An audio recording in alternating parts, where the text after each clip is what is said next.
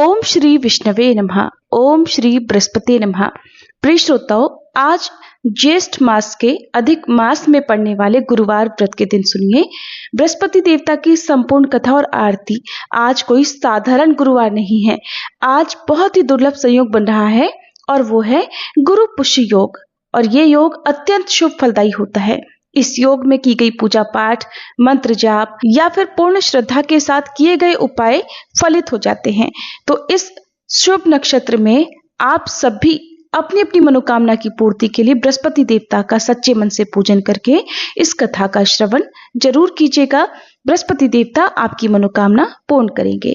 गुरु पुष्य योग आज गुरुवार को सुबह 4:13 से प्रारंभ होगा। पूरा दिन गुरु पुष्य योग बना रहेगा और कल सुबह शुक्रवार को 2:49 पर पुष्य नक्षत्र की समाप्ति होगी। तो आज गुरु पुष्य योग में आप भगवान का ध्यान करें, मंत्र जाप करें, पूजा पाठ करें, गरीबों को दान दक्षिणा दें और इस कथा का सच्चे मन से पूर्ण श्रवण अवश्य करें। भारतवर्ष में एक प्रतापी और दानी राजा राज्य करता था। वह नित्य गरीबों और ब्राह्मणों की सहायता किया करता था, किंतु ये बात उसकी रानी को अच्छी नहीं लगती थी। वो न ही गरीबों को दान देती और न ही भगवान का पूजन करती थी और राजा को भी दान देने से मना किया करती थी। एक दिन राजा शिकार खेलने वन को गए हुए थे। तब रानी महल में अकेली थी। उसी समय बृहस्पति देव साधु वेश में राजा के महल में भिक्षा लेने के लिए गए और भिक्षा मांगी तो रानी ने भिक्षा देने से इनकार कर दिया और कहने लगी, हे साधु महाराज, मैं तो इस दान पुण्य से तंग आ गई हूँ। मेरा पति सारा धन लुटाते रहते हैं। मेरी इच्छा है कि हमारा सारा धन नष्ट हो जाए, फिर ना रहेगा बांस, ना बजेगी बांसुरी। साधु ने कहा, देवी तुम तो बड़ी विचित्र हो। धन संतान तो सभी चाहते हैं, पुत्र और लक्ष्मी तो पापी के घर भी होनी चाहिए। यदि तुम्हारे पास अधिक धन है तो भूखों को भोजन दो, प्यासों के लिए प्याऊ बनवाओ, मुसाफिरों के लिए धर्मशालाएं खुलवाओ। जो निर्धन अपनी कुंवारी कन्याओं का विवाह नहीं कर सकते, उनका विवाह करा दो।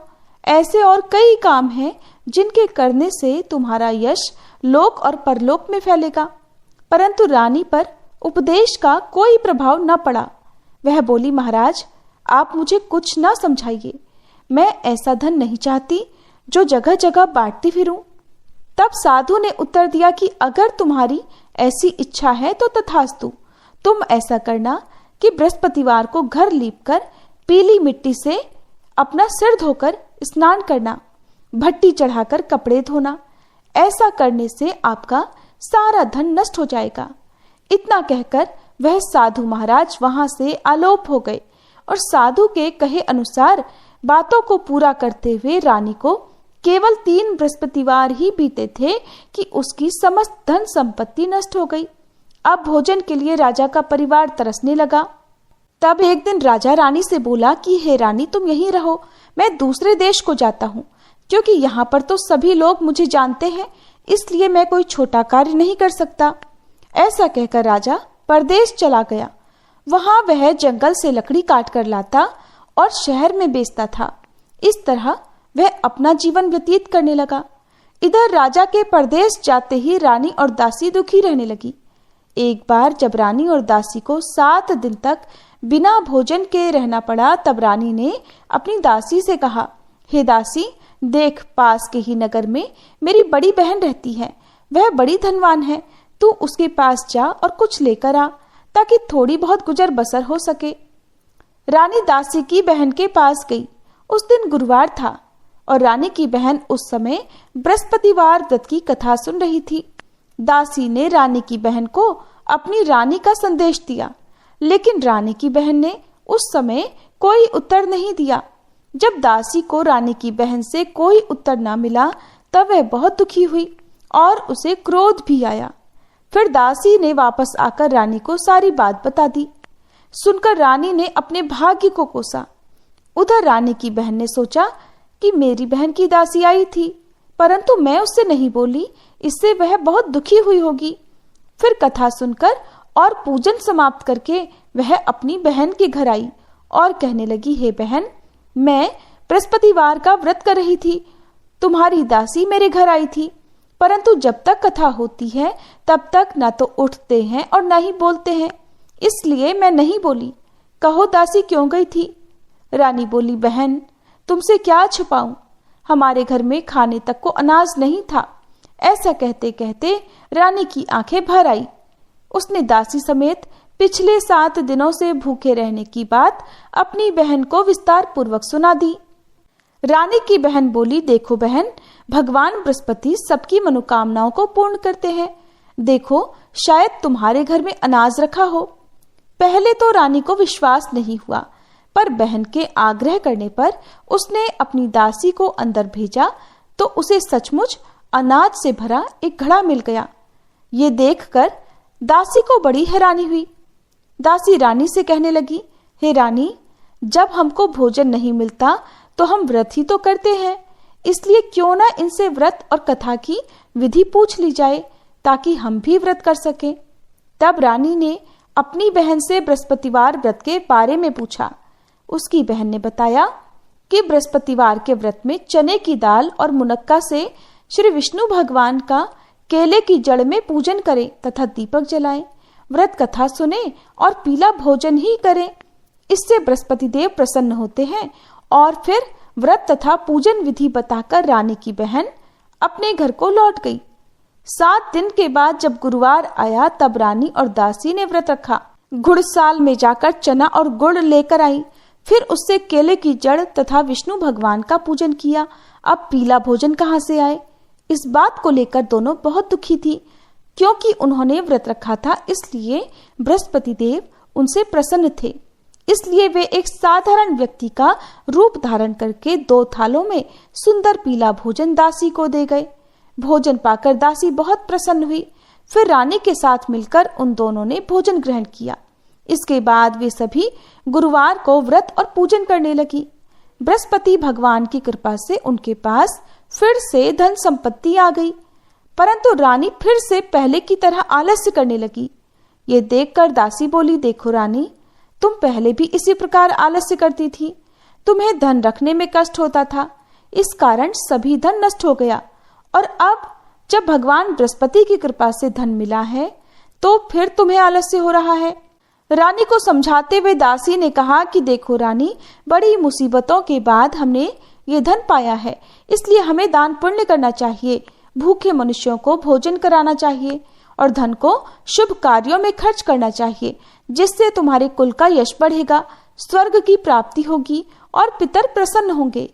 दासी की बात मानकर रानी अपना धन शुभ कार्यों में खर्च करने लगी, जिससे पूरे नगर में उसका यश फैलने लगा। उधर एक दिन राजा दुखी होकर जंगल में एक पेड़ के नीचे आसन जमाकर बैठ गया और वह अपनी दशा को याद करके व्याकुल होने लगा। बृहस्पतिवार का दिन था। एकाएक उसने देखा कि निर्जन वन में एक साधु महात्मा प्रकट हुए। वह साधु वेश में स्वयं बृहस्पति देवता ही थे। लकड़हारे के सामने आकर बोले, हे लकड़हारे, इस सुनसान जंगल में तू इतना चिंतामगन क्यों बैठा है? लकड़हारे ने दोनों हाथ जोड़कर प्रणाम किया और उत्तर दिया, महात्मा जी, आप तो सब कुछ जानते हैं, मैं और क्या कहूँ। ऐसा कहकर वह रोने लगा और साधु को अपनी आत्मकथा सुनाई। महात्मा जी ने कहा कि तुम्हारी पत्नी ने बृहस्पतिवार के दिन बृहस्पति भगवान का निरादर किया है, जिसके कारण रुष्ट होकर उन्होंने तुम्हारी ये दशा कर दी है। अब तुम चिंता को दूर करके मेरे कहने पर चलो तो तुम्हारे सब कष्ट दूर हो जाएंगे और भगवान पहले से भी अधिक संपत्ति देंगे। तुम बृहस्पति के दिन कथा किया करो। 2 पैसे के चने मुनक्का लाकर उसका प्रसाद बनाओ और शुद्ध जल से लोटे में शक्कर मिलाकर अमृत तैयार करो। कथा के पश्चात अपने सारे परिवारजनों को और सुनने वाले प्रेमियों में अमृत व प्रसाद को बांटकर खुद भी ग्रहण करो। ऐसा करने से भगवान तुम्हारी सारी मनोकामनाएं पूर्ण करेंगे। साधु के ऐसे वचन सुनकर लकड़हारा बोला, हे प्रभु, मुझे लकड़ी बेचकर इतना पैसा नहीं मिलता जिससे भोजन के उपरांत कुछ बचा सकूं। मैंने रात्रि में अपनी स्त्री को व्याकुल देखा है। मेरे पास कुछ भी नहीं जिससे मैं उसकी खबर मंगा सकूं, और फिर मैं बृहस्पति देव की क्या कहानी सुनूं? मुझको तो कुछ भी मालूम नहीं है। साधु ने कहा, हे लकड़हारे, तुम किसी बात की चिंता मत करो। बृहस्पतिवार के दिन तुम रोजाना की तरह लकड़ियां लेकर शहर को जाओ। तुमको रोज से 2 गुना धन प्राप्त होगा, जिससे तुम भली भांति भोजन कर लोगे और बृहस्पति देव की पूजा का सामान भी आ जाएगा। बृहस्पति देव की कथा इस प्रकार है। सुनो, प्राचीन काल में एक ब्राह्मण रहता था। वह बहुत निर्धन था। उसकी कोई संतान नहीं थी। उसकी स्त्री बहुत मलिनता के साथ रहती थी। वह स्नान भी नहीं करती थी, किसी देवता का पूजन नहीं करती थी। इससे ब्राह्मण देवता बड़े दुखी थे। बेचारे बहुत कुछ कहते थे, किंतु उसका कोई परिणाम नहीं निकलता। भगवान की कृपा से ब्राह्मण की स्त्री के कन्या रूपी रतन पैदा हुआ।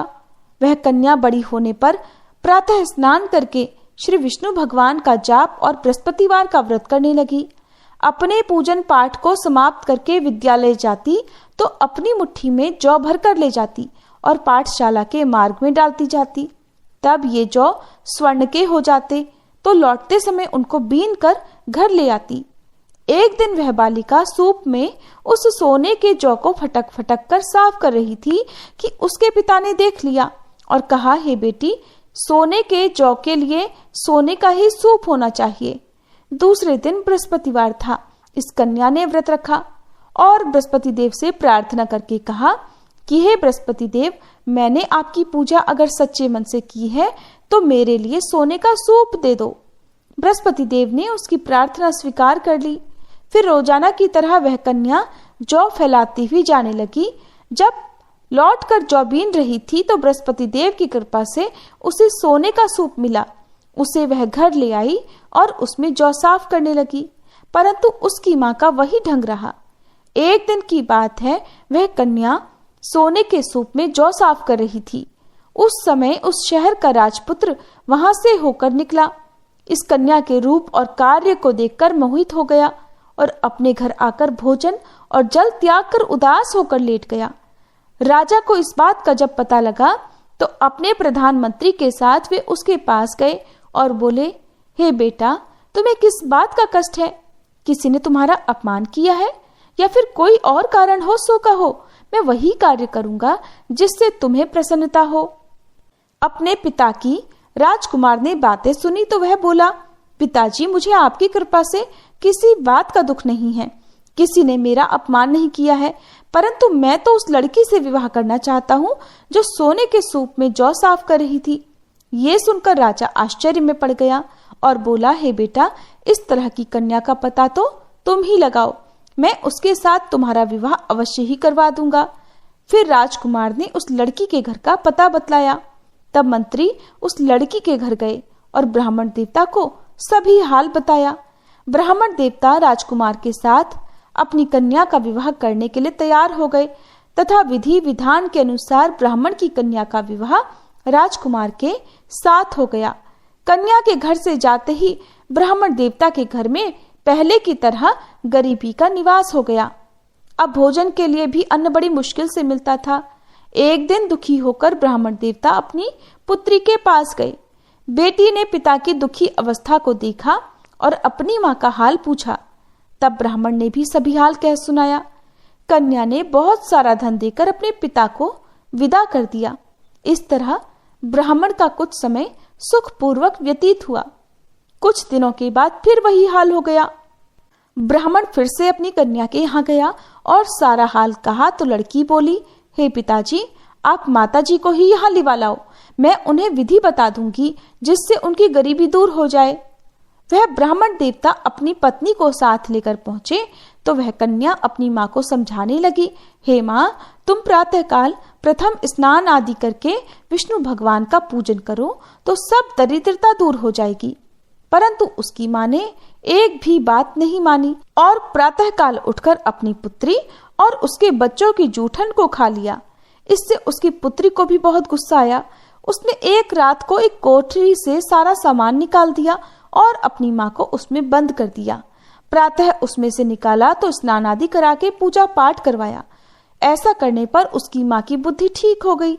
इसके बाद वह भी नियम से पूजा पाठ करती और प्रत्येक बृहस्पतिवार को व्रत रखने लगी। इस व्रत के प्रभाव से उसकी माता और पिता बहुत ही धनवान और पुत्रवान हो गए और बृहस्पति देवता के प्रभाव से इस लोक के सुख को भोग कर अंत में स्वर्ग को प्राप्त हुए। इस तरह कहानी कहकर वह साधु देवता वहीं जंगल में अंतर्ध्यान हो गए। धीरे धीरे समय व्यतीत होने पर फिर वही बृहस्पतिवार का दिन आया। लकड़हारा जंगल से लकड़ी काटकर किसी शहर में बेचने गया। उसे उस दिन और दिन से अधिक पैसा मिला। राजा ने चना गुड़ आदि लाकर गुरुवार का व्रत किया। उस दिन से उसके सभी क्लेश दूर हुए। परंतु जब दोबारा गुरुवार का दिन आया तो बृहस्पतिवार का व्रत करना भूल गया। इस कारण बृहस्पति भगवान नाराज हो गए। उस दिन जब नगर के राजा ने विशाल यज्ञ का आयोजन किया तब ये घोषणा भी करा दी कि कोई भी मनुष्य अपने घर में भोजन ना बनाए, न आग जलाए। समस्त जनता मेरे यहाँ भोजन करने आए। इस आज्ञा को जो ना मानेगा उसे फांसी की सजा दी जाएगी। इस तरह की घोषणा संपूर्ण नगर में करवा दी गई। राजा की आज्ञा के अनुसार शहर के सभी लोग भोजन करने गए, लेकिन लकड़हारा कुछ देर से पहुंचा, इसलिए राजा उसको साथ अपने घर लेकर गए और ले जाकर भोजन करा रहे थे। तभी रानी की दृष्टि उस खूंटी पर पड़ी जिस पर उसका हार लटका हुआ था। वह वहां पर दिखाई नहीं दिया। रानी ने निश्चय किया कि मेरा हार इस मनुष्य ने ही चुरा लिया है। उसी समय सिपाहियों को बुलाकर उसको कारागार में डलवा दिया। जब लकड़हारा कारागार में पड़ गया और बहुत दुखी होकर विचार करने लगा कि न जाने कौन से पूर्व जन्म के कर्म से मुझे ये दुख प्राप्त हुआ है, और उसी साधु को याद करने लगा जो कि जंगल में मिला था। उसी समय तत्काल बृहस्पति देव साधु के रूप में प्रकट हुए और उसकी दशा को देखकर कहने लगे, अरे मूर्ख, तूने बृहस्पति देव की कथा नहीं करी, इस कारण तुझे दुख प्राप्त हुआ है। अब चिंता मत कर, बृहस्पतिवार के दिन कारागार के दरवाजे पर 4 पैसे पड़े मिलेंगे। उनसे तू बृहस्पति देव की पूजा करना, तेरे सभी कष्ट दूर हो जाएंगे। बृहस्पतिवार के दिन उसे 4 पैसे मिले। लकड़हारे ने कथा कही। उसी रात्रि को बृहस्पति देव ने उस नगर के राजा को स्वप्न में कहा, राजा, तुमने जिस आदमी को कारागार में बंद कर दिया है वह निर्दोष है, वह राजा है, उसे छोड़ देना। रानी का हार उसी खूंटी पर लटका है। अगर तू ऐसा नहीं करेगा तो मैं तेरे राज्य को नष्ट कर दूंगा। इस तरह रात्रि के स्वप्न को देखकर राजा प्रातःकाल उठा और खूंटी पर हार देखकर लकड़हारे को बुलाकर क्षमा मांगी और लकड़हारे को योग्य सुंदर वस्त्र आभूषण देकर विदा कर दिया। बृहस्पति देव की आज्ञा के अनुसार लकड़हारा अपने नगर को चल दिया। राजा जब अपने नगर के निकट पहुंचा तब उसे बड़ा आश्चर्य हुआ। नगर में पहले से अधिक बाग, तालाब, कुएं तथा बहुत सी धर्मशाला, मंदिर आदि बन गए हैं। राजा ने ये देखकर पूछा, ये किसका बाग और धर्मशाला है? तब नगर के सब लोग कहने लगे, ये तो सब रानी और बांदी के हैं। तब राजा को बड़ा आश्चर्य हुआ और गुस्सा भी आया। उधर जब रानी ने ये खबर सुनी कि राजा आ रहे हैं, तब उन्होंने दासी से कहा, हे दासी, देख, राजा हमको कितनी बुरी हालत में छोड़ गए थे। हमारी ऐसी हालत देखकर वह लौट ना जाए, इसलिए तू दरवाजे पर खड़ी हो जा।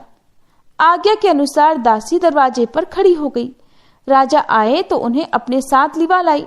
तब राजा ने क्रोध करके अपनी रानी से पूछा कि ये धन तुम्हें कैसे प्राप्त हुआ है? तब उन्होंने कहा, हमें ये सब धन बृहस्पति देव के इस व्रत के प्रभाव से प्राप्त हुआ है। अब तो राजा ने निश्चय किया कि 7 रोज बाद तो सभी बृहस्पति देव का पूजन करते हैं, परंतु मैं प्रतिदिन दिन में 3 बार कहानी और रोज व्रत किया करूंगा। अब तो हर समय राजा के दुपट्टे में चने की दाल बंधी रहती और दिन में 3 बार कहानी कहते। एक दिन राजा ने विचार किया कि चलो अपनी बहन के यहाँ हो आवे। इस तरह निश्चय करके राजा घोड़े पर सवार होकर अपनी बहन के यहाँ को चलने लगा। मार्ग में उसने देखा कि कुछ आदमी एक मुर्दे को लिए जा रहे हैं। उन्हें रोककर राजा कहने लगा, अरे भाइयों, मेरे बृहस्पति देव की कथा सुन लो। वे बोले, लो, हमारा तो आदमी मर गया है, इसको भी कथा की पड़ी है। परंतु कुछ आदमी बोले, अच्छा कहो, तुम्हारी कथा भी सुनेंगे। राजा ने दाल निकाली और जब कथा आधी हुई थी कि मुर्दा हिलने लग गया, और जब कथा समाप्त हो गई तब राम राम करके मनुष्य उठ खड़ा हुआ। आगे मार्ग में उसे किसान खेत में हल चलाता मिला। तब राजा ने उसे देखकर बोला, अरे भैया, तुम मेरी बृहस्पतिवार की कथा सुन लो। किसान बोला, जब तक मैं तेरी कथा सुनूंगा तब तक 4 हरैया जोत लूंगा। जा, अपनी कथा किसी और को सुनाना। इस तरह राजा आगे चलने लगा। राजा के हटते ही किसान के बैल पछाड़ खाकर गिर गए और किसान के पेट में बड़ी जोर का दर्द होने लगा। उसी समय उसकी माँ रोटी लेकर आई। उसने जब ये देखा तो अपने पुत्र से सब हाल पूछा और बेटे ने सभी हाल कह दिया। तब वह बुढ़िया दौड़ी दौड़ी उस घुड़सवार के पास गई और उससे बोली कि मैं तेरी कथा सुनूंगी, तू अपनी कथा मेरे खेत पर चलकर ही कहना। राजा ने बुढ़िया के खेत पर जाकर कथा कही, जिसके सुनते ही वह बैल उठकर खड़े हो गए तथा किसान के पेट का दर्द भी बंद हो गया। फिर राजा अपनी बहन के घर पहुंचा। बहन ने भाई की खूब मेहमानी की। दूसरे दिन प्रातःकाल राजा जगा तो देखने लगा कि सब लोग भोजन कर रहे हैं। राजा ने अपनी बहन से कहा, बहन, ऐसा कोई मनुष्य है यहाँ जिसने भोजन ना किया हो? मेरे बृहस्पति देव की कथा सुन ले। बहन बोली, हे भैया, ये देश ऐसा ही है। पहले यहाँ लोग भोजन करते हैं और बाद में अन्य कोई काम करते हैं। अगर कोई पड़ोस में हो तो देख आऊं। ऐसा कहकर वह देखने चली गई, परंतु उसे कोई भी ऐसा व्यक्ति नहीं मिला जिसने भोजन ना किया हो। अंत में वह एक कुम्हार के घर गई जिसका लड़का बीमार था। उसे मालूम हुआ कि उसके यहाँ 3 रोज से किसी ने भी भोजन नहीं किया है। रानी ने अपने भाई की कथा सुनने के लिए कुम्हार से कहा तो वह तुरंत तैयार हो गया। राजा ने जाकर बृहस्पतिवार की कथा कही, जिसको सुनकर उसका लड़का ठीक हो गया। अब तो राजा की प्रशंसा होने लगी। एक दिन राजा ने अपनी बहन से कहा, हे बहन, अब हम अपने घर को जाएंगे, तुम भी तैयार हो जाओ। राजा की बहन ने अपनी सास से कहा। तब सास ने कहा, हाँ चली जा, लेकिन अपने लड़कों को मत ले जाना, क्योंकि तेरी भाई की कोई संतान नहीं है। बहन ने अपने भाई से कहा, भैया, मैं तो चलूंगी, लेकिन कोई बालक नहीं चलेगा। तब राजा बोला, जब कोई बालक ही नहीं चलेगा तब तुम भी क्या करोगी? फिर बड़े दुखी मन से राजा अपने नगर को लौट आया। राजा ने अपनी रानी से घर आकर कहा कि हम निर्वंशी हैं, हमारा मुंह देखने का धर्म नहीं है और कुछ भोजन आदि नहीं किया। तब रानी बोली, हे प्रभु, बृहस्पति देव ने हमें सब कुछ दिया है, वह हमें संतान भी अवश्य देंगे। उसी रात को बृहस्पति देव ने राजा से स्वप्न में कहा, हे राजा, उठो, सभी सोच त्याग दो, तेरी रानी गर्भ से है। राजा को ये बात सुनकर बड़ी खुशी हुई। फिर 9वें महीने में रानी के गर्भ से एक सुंदर पुत्र पैदा हुआ। तब राजा बोला, हे रानी, स्त्री बिना भोजन के रह सकती है, पर बिना कहे नहीं रह सकती। जब मेरी बहन आएगी तब तुम उससे कुछ मत कहना। रानी ने सुनकर हाँ कर दिया। उधर जब राजा की बहन ने ये शुभ समाचार सुना तो वह बड़ी खुश हुई और बधाई लेकर अपने भाई के यहाँ आई। तभी रानी ने कहा, घोड़ा चढ़कर तो नहीं आई है, गधा चढ़कर आई है। राजा की बहन बोली, भाभी, मैं इस प्रकार ना कहती तो तुम्हें संतान कैसे मिलती? बृहस्पति देव ऐसे ही हैं, जैसी जिसके मन में कामनाएं हैं सभी को पूर्ण करते हैं। जो सद्भावना पूर्वक बृहस्पतिवार का व्रत करता है एवं कथा पढ़ता है अथवा सुनता है, दूसरों को सुनाता है, बृहस्पति देव उनकी सभी मनोकामनाएं पूर्ण करते हैं। बृहस्पति देव उनकी सदैव रक्षा करते हैं। जो संसार में सद्भावना और सच्चे हृदय से बृहस्पति देव का पूजन करते हैं, उनकी सभी मनोकामनाएं उसी प्रकार पूर्ण होती हैं जैसे राजा और रानी ने बृहस्पति देव की कथा का गुणगान किया। उनकी सभी इच्छाएं बृहस्पति देव ने पूर्ण की। मनुष्य को हृदय से उनका मनन करते हुए जयकारा करना चाहिए। सभी प्रेम से बोलिए, बृहस्पति देव की जय, श्री विष्णु भगवान की जय। अब सुनिए बृहस्पति देवता की आरती। ओम जय बृहस्पति देवा, स्वामी जय बृहस्पति देवा, छिन छिन भोग लगाऊं कदली फल मेवा। ओम जय बृहस्पति देवा। तुम पूर्ण परमात्मा, तुम अंतर्यामी, स्वामी तुम अंतर्यामी। जगत पिता जगदीश्वर, जगत पिता जगदीश्वर, तुम सबके स्वामी। ओम जय बृहस्पति देवा। चरणामृत निज निर्मल सब पातक हरता, स्वामी सब पातक हरता। सकल मनोरथ दायक, सकल मनोरथ दायक, कृपा करो भरता। ओम जय बृहस्पति देवा। तन मन धन अर्पण कर जो जन शरण पड़े, स्वामी जो जन शरण पड़े।